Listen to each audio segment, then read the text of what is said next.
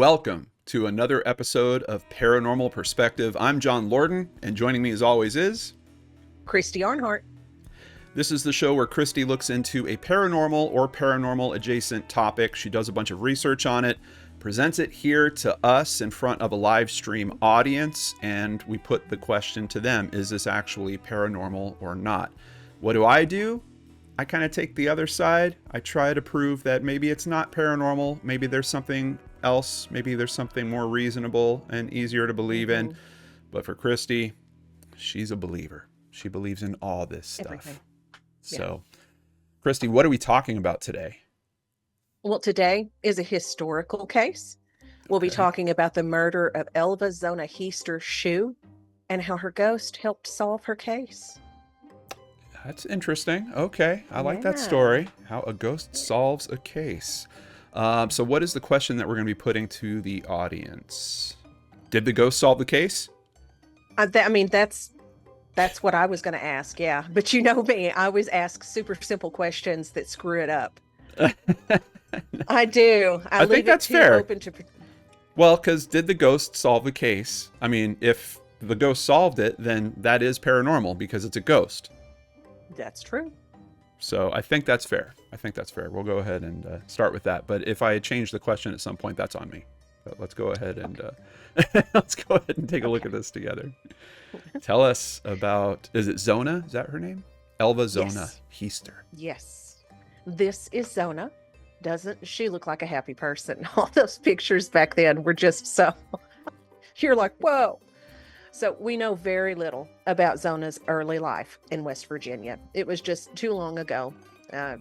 All that's known about her was that she was born in 1873 and was born out of wedlock. Okay. She had a child out of wedlock in 1895. But again, nothing's said about it. Where it starts to pick up. This is a better picture. Oh, there we go. That's not her. That's not her, though. Well, then it's not a better picture. Maybe it's the corset. Maybe the corset's uncomfortable, but there's something wrong with her in this picture. You know it's making her unhappy. All those clothes are making her unhappy, and she needs a bath. I promise you, she needs a bath. Okay. So in October of 1896, Zona met her future husband in a drifter named Edward Stribling Trout Shue. What a name. Wow. After having lost his second wife under mysterious circumstances, he moved to Greenbrier County to start over as a blacksmith. And the two of them just met and fell instantly in love. They got married despite the objections of Zona's mother, Mary Jane Heister. Because let me tell you, Mary Jane did not like Trout at all. It's like she could sense something there. But Zona was in love.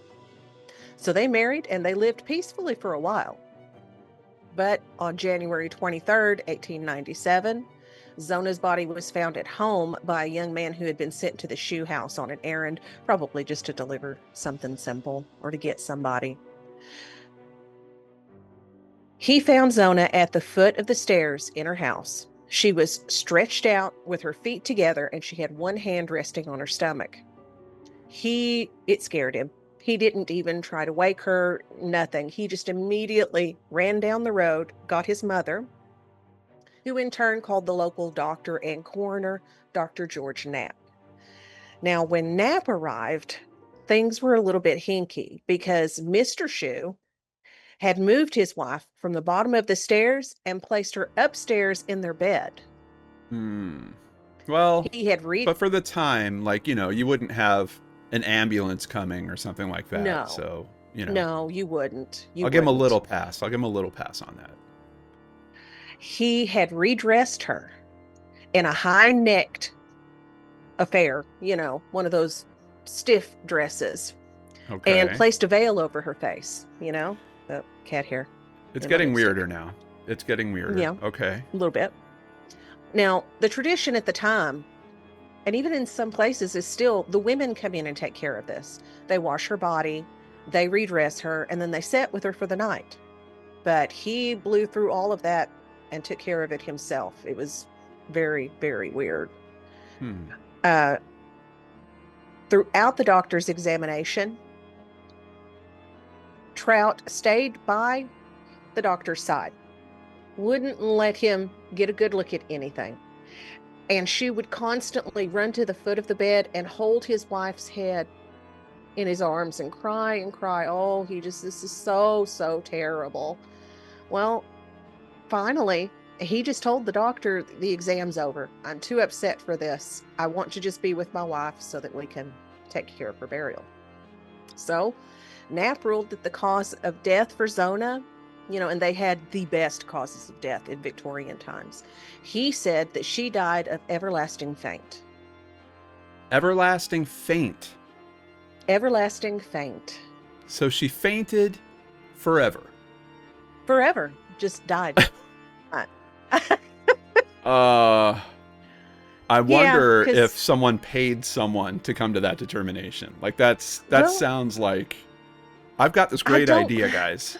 We're going to mark this off as she fainted. She simply fainted and just never came back. Wow. I'm telling you, women were so delicate at this time. It's incredible. Well, Dr. Knapp did eventually change the cause of death. He changed it to childbirth because he had been treating her for what he called female trouble, which were just menstrual problems. But that's interesting because that tells me that maybe he knew something was off with that initial diagnosis. Well, yeah, definitely. And we still don't even know if she was pregnant. Okay.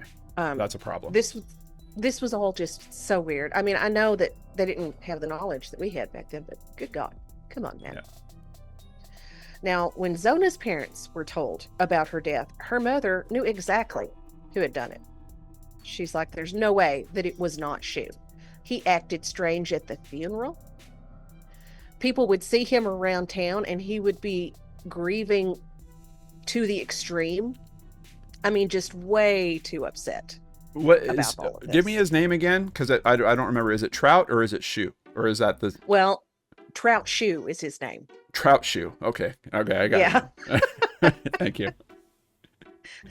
Got those four-word names. Okay. So, for a month after the funeral, Zona's mother thought about this. She prayed on it, and she knew her daughter hadn't died from any of these diagnoses. Well, about a month later, Zona started appearing to her mother in dreams. She said that Edward was cruel and abusive, and that's something that they would find was true. He had a first wife that he had beat relentlessly, and she had left him. The second wife was known to be beat, but she died mysteriously. Ooh, and now we have Zona like this. Okay. She said that he flew into a fit of rage because she cooked him no meat for his dinner. He broke her neck, and to prove that he had, in the dream, the ghost would turn her head 360 degrees all the way around to show her mother that her neck was broke. Okay. But here's what's tough about this situation. We've got a mother-in-law that doesn't like her son-in-law, right? Oh no. Yeah. So that's not unheard of in terms of those relationships. Those relationships can be fairly tough. And now, maybe the mother-in-law does have a belief that he had something to do with it, but how do you prove that? You really can't, right? And at this time, if you've got people that are willing to believe in it, then now, hey, her ghost is coming to me and it's telling me that. So that's where I'm getting. The other thing I'm really stuck on, Christy, is who is this? Who is this picture? That's her mother. Oh, well, you should have told me. I would have brought. Okay, so there's her mother. So, all right, yeah, there's definitely a resemblance. Oh yeah, there is. Those happy faces. Yeah. Okay. Well, after 4 nights, Zona quit appearing to her mother, and her mother knew what had happened. So she goes and talks to Dr. Knapp. And because Dr. Knapp was not able to do a full examination as he wanted to, they dug up Zona's body on February 22nd of 1897 and did a full autopsy. It lasted for 3 hours, and they found that, yes, Zona's neck had been broken. According to the report, which was published March 9th of 1897, the discovery was made that the neck was broken and the windpipe mashed. On the throat were the marks of fingers indicating that she had been choked. The neck was dislocated between the first and second vertebrae. The ligaments were torn and ruptured. The windpipe had been crushed at a point in front of the neck. So now we have now we have an actual report. Now we have actual science happening here. I'm trying to look up everlasting faint because some of the audience is saying, I think I've heard that before. The only references I can find on everlasting faint come from this story, and everlasting faint it seems like frequently used as a title for retellings of this story. I think there's a play. I think there might be a book. But outside of that, I am not finding anything else. Everything on everlasting faint seems to tie back to this. So, and what were some of the other terms that they used? Some kind of hysteria, woman's hysteria or something was another one of them. And those were probably just women going through menopause who had had enough. But yeah. Oh, is this Shoe Trout? Here, that is Mr. Shoe, the love of Zona's life. Okay. Right there, the young drifter himself, right? Yeah. Well, because of his odd behavior, the day of the murder, afterward at the funeral, the evidence that they had, they of course arrested Shoe, and he was found guilty of murdering his wife on July 11th and was sentenced to life in prison. And he even managed to survive a lynching because the town wanted to lynch him once they found out what he had done to Zona. Yeah. Wow. So, yeah. He spent the last days of his life in Moundsville State Penitentiary, where he lived for 3 years before he died on Friday the 13th of 1900. He was the victim of an unknown epidemic, and he was buried in an unmarked grave in the local cemetery and forgotten. But before that, he took his time to draw this amazing photo. Yeah. A portrait of Trout and Zona drawn by Shoe during his time in prison.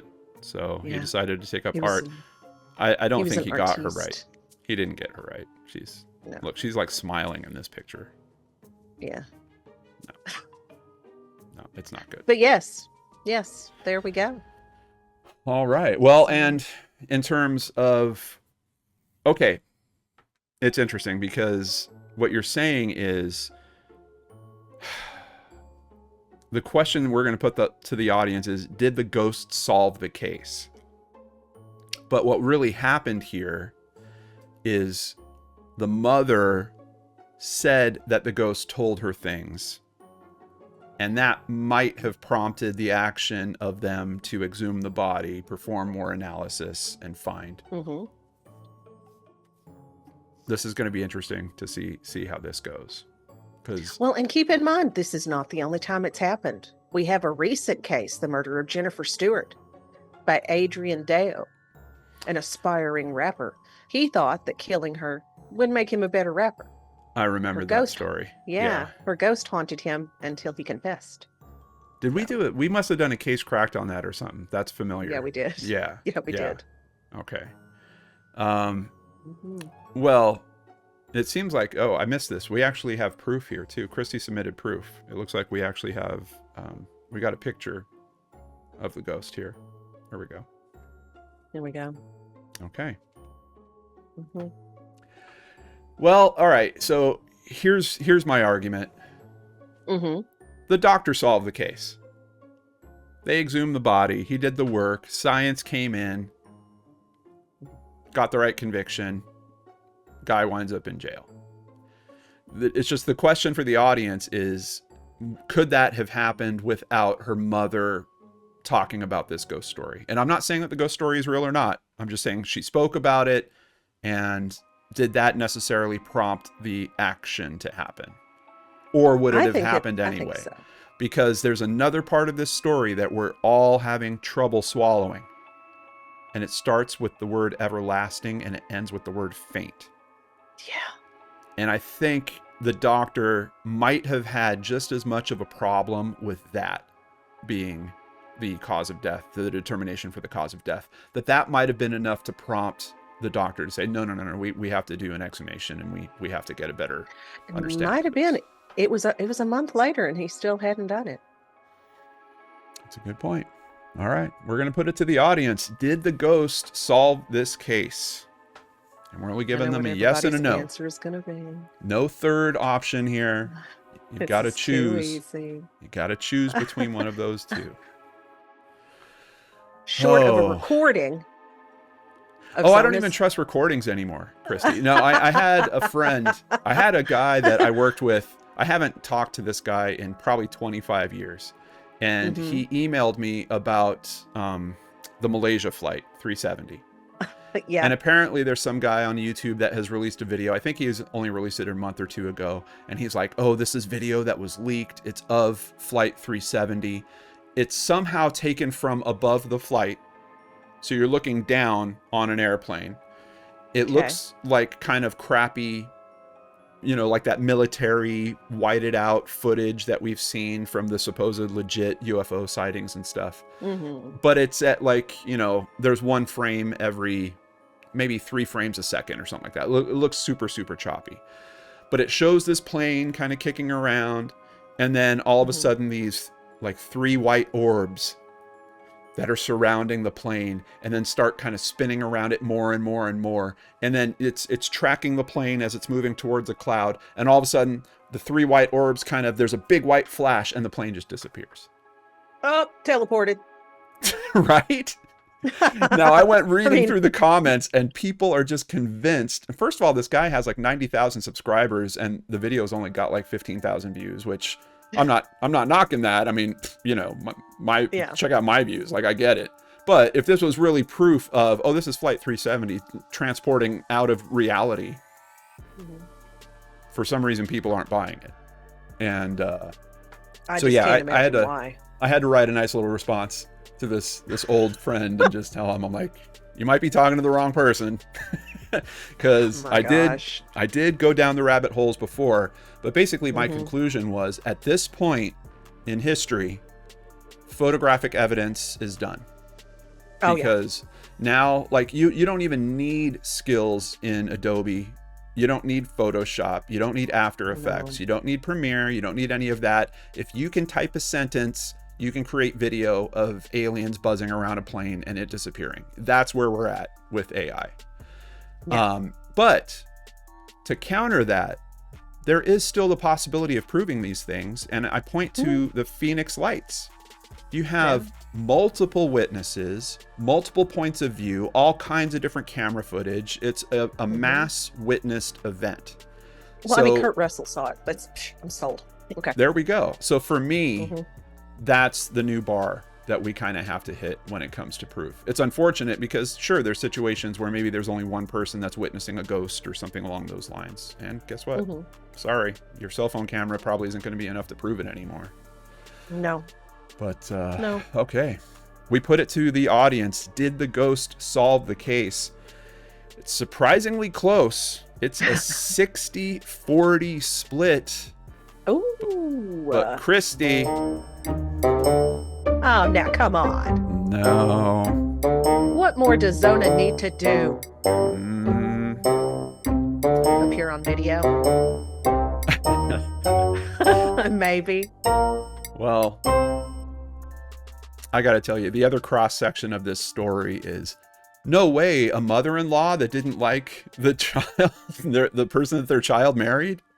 I think a lot of viewers have probably been in one of those situations at some point and can imagine, oh yeah, I have an in-law that would have made up a story about, me murdering someone, or a ghost told them that I killed someone or something like that. But amazingly, still pretty close.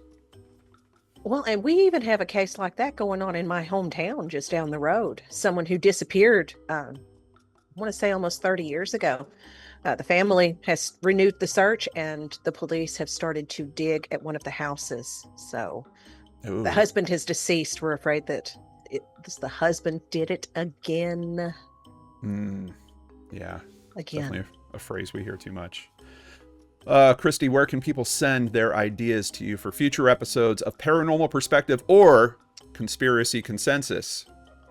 Well, you can message me on X at Ghost of Christy, or you can email me at paranormalpurse, PERS, at gmail.com. Excellent. We appreciate you guys spending time with us. Tell us what you thought in the comments down below, or join us for a live session if you can. You'll be surprised. Sometimes they don't just happen on Friday afternoons. Hint, hint.